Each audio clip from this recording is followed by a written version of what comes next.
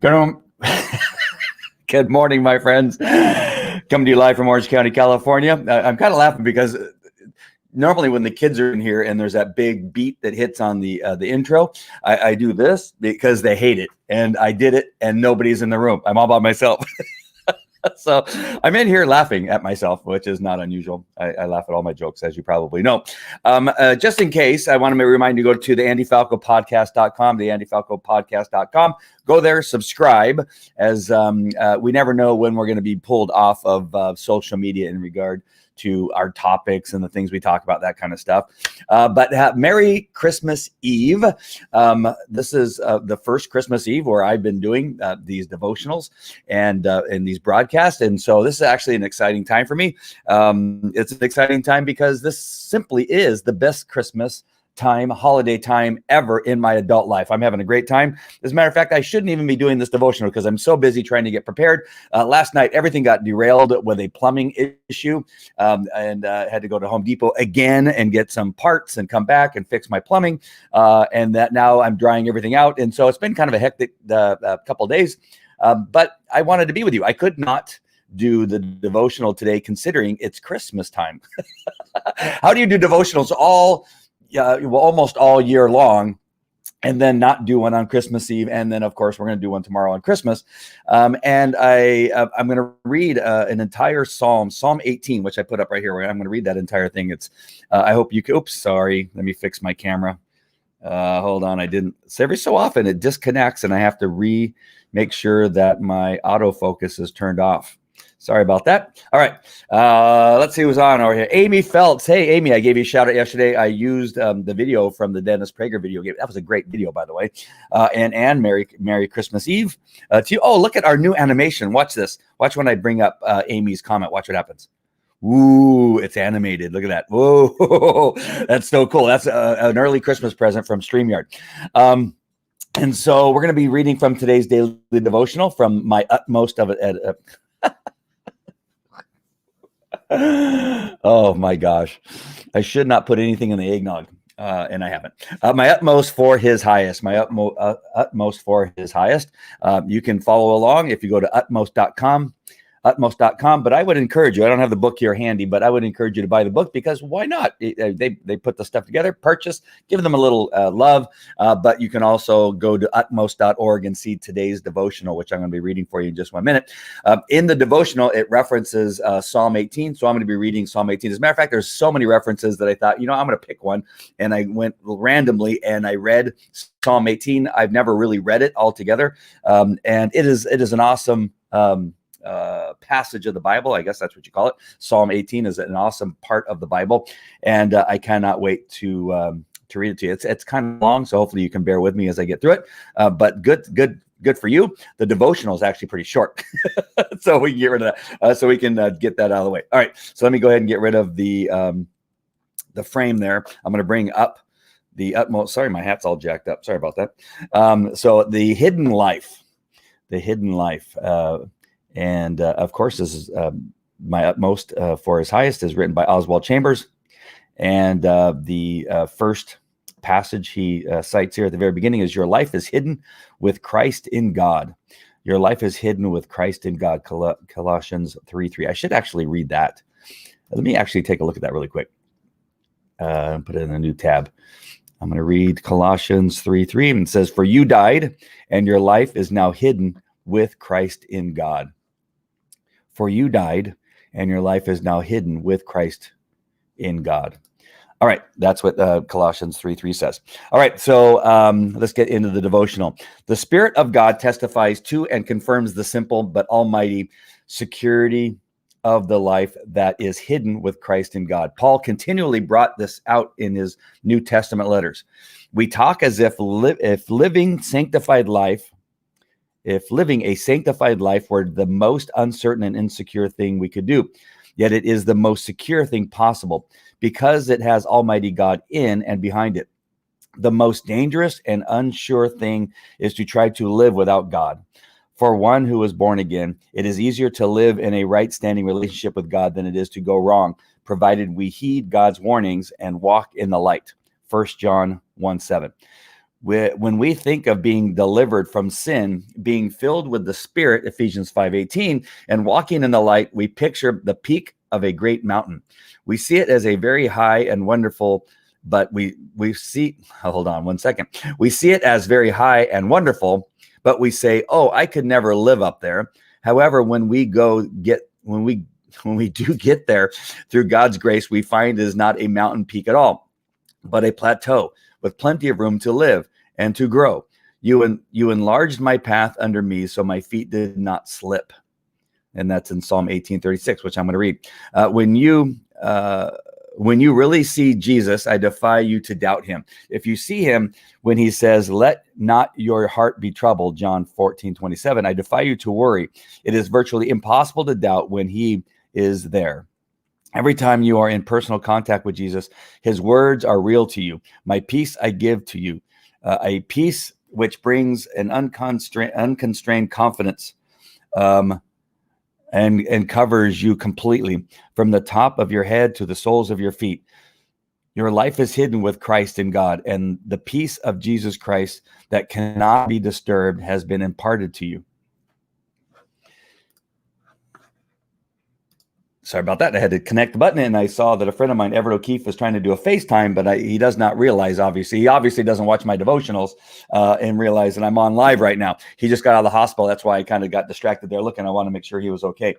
But what I like, the image that I liked the best, it took me a second to understand what he was talking about, and that is where he says, when we think of being delivered from sin, filled with the Spirit, and walking in the light, we picture the peak of a mountain, of a great mountain. We see it as very high and wonderful, but we say, oh, I could never live up there. However, when we get there through God's grace, we find it is not a mountain peak at all. It is a plateau with plenty of room to live and grow. And and then he goes on to say, you enlarged my path under me, so my feet did not slip. That is a really cool thing, right? When from very far, when you look at some of these mountains, you see, like this, but as you get closer, you see that peak is not a peak at all. It's actually flat on top, but from very far, it looks very sharp. And that's what he's saying about, living a life filled with goodness and God and the word of Jesus Christ, that it seems impossible. And that's really probably how I looked at God throughout my life and a relationship with God. I looked at God. I can never be that good. I can never not give up the things that I love doing that are sinful. I can't do it. It's too difficult. It's impossible. And then in the end, where it says, you enlarge my path under me, so my feet did not slip, I think is huge when I think about that. And it really hit me even more this third or fourth time that I actually read this. This might be the fourth time I read that this morning. And it really hit me and made it very clear to me what they're trying to say in this devotional. And it's so important. So because of Psalm 18 being so long, I'm going to go ahead and get right to it. Let me make sure there's not any other comments here. Hey, Robert, nice to see you. And again, happy Christmas Eve to you. Merry Christmas, my friend, with your new family. Yeah. Oh, it's been amazing. It really has been amazing. I actually read the devotional into a voice recorder on my phone. You got an app on there. Everybody does. And then I sent that to Hedia this morning because we've kind of gotten into the habit. Either she's watching or when we're together, we read the devotional together, and then she teaches me about the Bible. And I kind of missed that this morning. But I did go to Psalm 18, and it blew me away. And so if Hedia were here, or if she's watching, hopefully she loves this as much as I did when I read it. And so essentially the voice recording of the devotional to Hedia this morning, I said, this is my gift. This is my first gift to you for the day. And this is my gift to you. And I really think this is a great part of the Bible that, again, it was a gift to me this morning when I read it. So hopefully it'll be a gift to you. And it's very powerful and very strong. All right. So let me go ahead and bring this up. Oops. Sorry. I got to get rid of the one I have up currently. That is the devotional. And I'm going to share my screen to bring Psalm 18. And again, this is a pretty powerful part of the Bible. So let's read it, and then we'll talk a little bit about it. Again, it's a little bit long, but I think you'll be able to get through it. I think I'll be able to get through it, hopefully.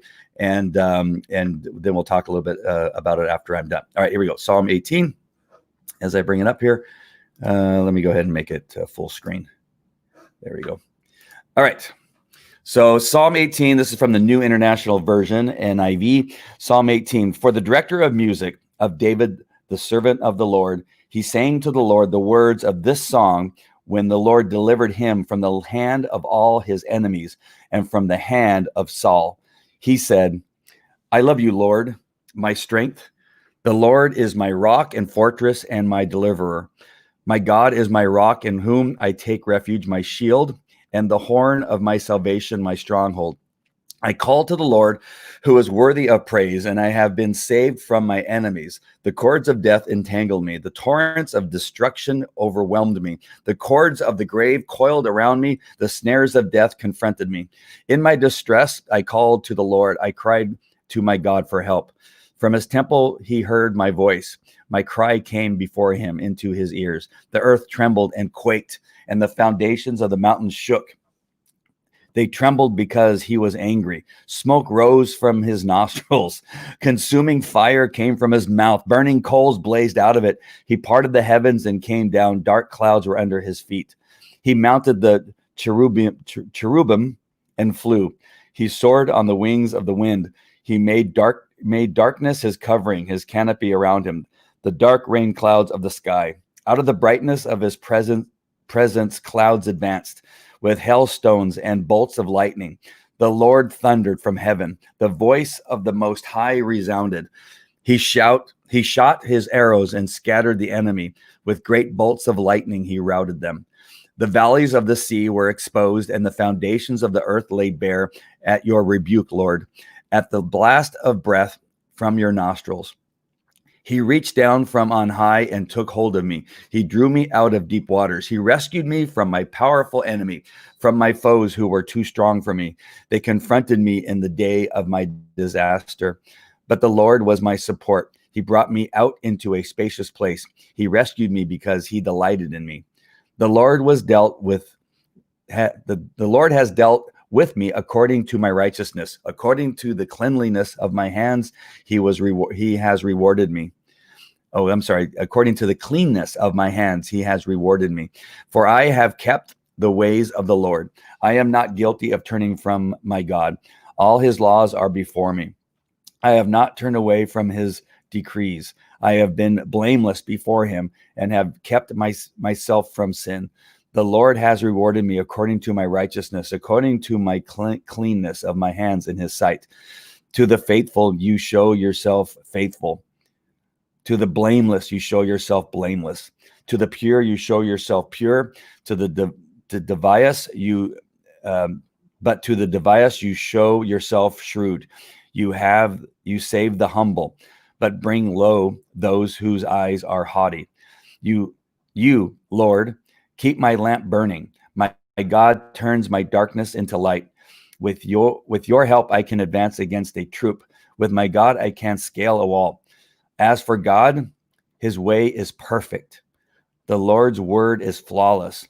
He shields all who take refuge in him. For who is God besides the Lord? And who is the rock except our God? It is God who arms me with strength and keeps my way secure. He makes my feet like a feet of a deer. He causes me to stand on the heights. He trains my hands for battle. My arms can bend a bow of bronze. You make your saving help my shield, and your right hand sustains me. Your help has made me great. You provide a broad path for my feet so that my ankles do not give way. I pursued my enemies and overtook them. I did not turn back till they were destroyed. I crushed them so that they could not rise. They fell beneath my feet. You armed me with strength for battle. You humbled my adversaries before me. You made my enemies turn their backs in flight, and I destroyed my foes. They cried for help, but there was no one to save them. To the Lord, but he did not answer. I beat them as fine as windblown dust. I trampled them like mud in the trees. You have delivered me from the attacks of the people. You have made me the head of nations. People I did not know now serve me. Foreigners cower before me. As soon as they hear of me, they obey me. They all lose heart. They come trembling from the strongholds. The Lord lives. Praise be to my rock. Exalted be God, my Savior. He is the God who avenges me, who subdues nations under me, who saves me from enemies. You exalted me above my foes. From violent man you rescued me. Therefore I will praise you, Lord, among the nations. I will sing the praises of your name. He gives his king great victories. He shows unfailing love to his anointed, to David and to his descendants forever. Wow, that is such good stuff. And it just tells me so much about the Bible and God and the things that are going before us, that here with David, he gave him such strength to get through this battle that he was confronted with. And we can look at it I think in a couple different ways, at least I do. And that is not only in the area of where David was singing his praises, but when we are going through these individual battles that we go through, whether it's plumbing, right, in the middle of the day, where we have thousands of how many times do you get derailed? All the time, right? It was just like before that, it was the traffic, of driving, and it was like delaying us from getting home. And then we thought, okay, as soon as I get home, I'm going to do X, Y, and Z. And I'm starting to get some of those things done and walk into the bathroom, and there's water everywhere. And you go, oh no, curses, right? And so these are little tiny battles, these little things. And you can look at them and cry and whine and say, darn it. But I just kept going, and I went to Home Depot, got some parts, and came back and fixed it. But these little battles help that you have understand that you can get through them with God's strength and understand through his the patience that sometimes he can give you when you can choose to be angry. You can choose to now yell at people around you or whatever can happen when you're angry. But these are little tiny battles. And then we have bigger battles. We have the battle that's occurring right now in our United States with some very demonic people that are trying to destroy this country. And that is a much bigger battle. But we know with God's strength, with God, his hand on us and on our nation, that we can get through this as long as we keep God in mind and pray to him and understand that he's present and will always be here, and ask for his strength and ask for his power. And when you read something like this from David, singing the praises of God, how he was in every part of his battle in this particular situation, that it is all things are possible with God. Again, understanding that I had something I said the other day where, there's limitations. We have to participate, right? All things are possible as long as we participate. All things are possible as long as we do the work, as long as we follow through, as long as we take that first step. I don't want to get all caught up in the weeds here, but sometimes I think people think, well, God's just going to fix things, and I'm just going to sit here and wait for God to fix things. But no, God will fix things, but we also have to participate. We have to pray. We have to take that first step. We have to take action. We have to read. We have to learn. We have to sweat a little bit from time to time, and we may get hurt, in the battle of life. But without us taking action, without us doing something, nothing's possible. All things are possible with God, but also it requires our participation in that effort. I hope that all made sense. All right. Carl, David was an awesome warrior, and he knows his accomplishments came from God. Yeah, that's the thing, is remembering that. Again, I'll go back to something I said yesterday, and or I don't know when it was, maybe it was a couple of days ago, that remembering when we have success, as we are a new man or a new woman in Christ, is that when things are good, that we give praise to God for helping us and making it that way. That things aren't good just because of us. Things are good because of God. And again, with our participation and us going forward. And I love what you wrote there, Carl. That's very important. David, you wrote it two different ways. Oh, I see what you did. I just like it when it comes up. Look how cool that animation is. But David was an awesome warrior. He was an awesome warrior. Yes, Ray, how can I help you? Where's the stapler? Oh, I'll look for the stapler when I'm off the live broadcast. It's in the garage, and so I know that you don't like spiders, but it's in the garage. I'm sorry. She said, "Don't say that." And now she's going to say, "Why'd you just say that I told you not to say?" All right, my friends. Yeah, it's in the bucket with the green lid over by the red metal magazine where I hold explosives and ammunition. All right, my friends. I hope you guys have a great Christmas Eve. I'm cooking. What am I cooking? I'm cooking pot roast and salmon. Yeah, pot roast and salmon for the family, for the 8 people that will be here today. 8 people. I think I got that number right. I got to remember that number. I've been so used to saying 6 for so long. 8 people. We're going to be opening gifts. And then the kids will go to their moms tonight. My kids will be going to their moms tonight because of this, the rotation. So they'll be going to moms and having Christmas morning with their mom. But today we'll be enjoying a little bit of time together. This is our celebration for Christmas this evening. So pray for us that everything goes well and the kids are happy with what they got. That's always a stressful part of our day. Let me just put up a couple things so you can find me. I just want to make sure that we do this. I have to remember to do this. I often fail. But we're in a few different places. As I said earlier, we got the Andy Falco podcast.com, the Andy Falco podcast.com. That will take you to iHeartRadio, where you need to subscribe. So subscribe. These are the recorded versions of these shows that I do. I don't always put all of the devotionals up there, but I do put all of the Andy Falco shows, which I mostly do in the evening. So go there and subscribe to my podcast. And then we have the andyfalcoshow.com URL. That will take you to YouTube. YouTube seems to be a little bit more generous with some of the things that we talk about. Seemingly, for me, it still throttles much of what I do. So in Facebook, but Twitter for sure is a tyrant.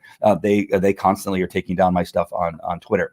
And then so if you want to do a social media platform that will not do anything like that, and that's Rumble. So you go to rumble.com, the Andy Falco Show, rumble.com / the Andy Falco Show. Go to rumble.com / the Andy Falco Show for Rumble. And then go to Parler, Parler. Don't go OR because that takes you to a different place. Parler. And just go to at the Andy Falco Show. At the Andy Falco Show when you go to Parler.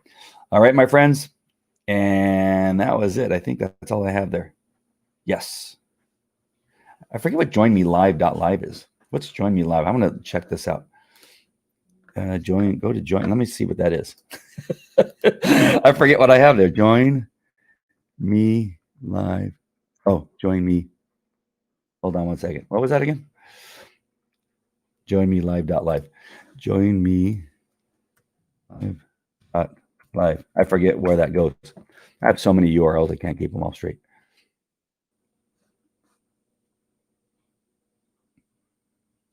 Oh, that's another.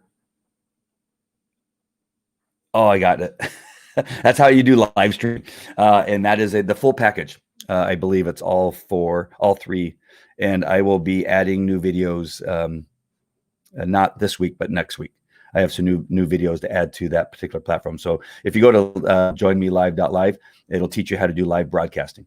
And there's some new tools coming out on StreamYard, which I just shared with you, which is these comments. Watch what happens when I bring up hey, Hedia, nice to see you. Oh, you weren't supposed to see that, Hedia. I didn't think you were on, so I thought I could slip it in there. I should know you never miss my show. And then Carl, Merry Christmas Eve. You guys have a great Christmas. And Priscilla, nice to see you. You guys have a great Christmas. And there you go. So I appreciate you guys watching. And I'm sorry, I was trying to find something here. I appreciate you guys watching. I hope you guys have a great Christmas Eve. I will be talking to you sometime tomorrow. I wish I could tell you the exact times that I'll be on. We have to kind of slip it in for this time being. Hedia, hopefully, she's a much better organizer than I am, and she loves the plan, those are none of my strengths. Organization, in some aspects I have organization, other aspects I don't, but planning definitely is not my gig. I hate planning. I just like waking up and figuring out what I'm going to do and where I'm going as I'm going. As a matter of fact, that's one of the things that bugs my assistant most is that when I'm flying somewhere, I always ask her, where am I going again?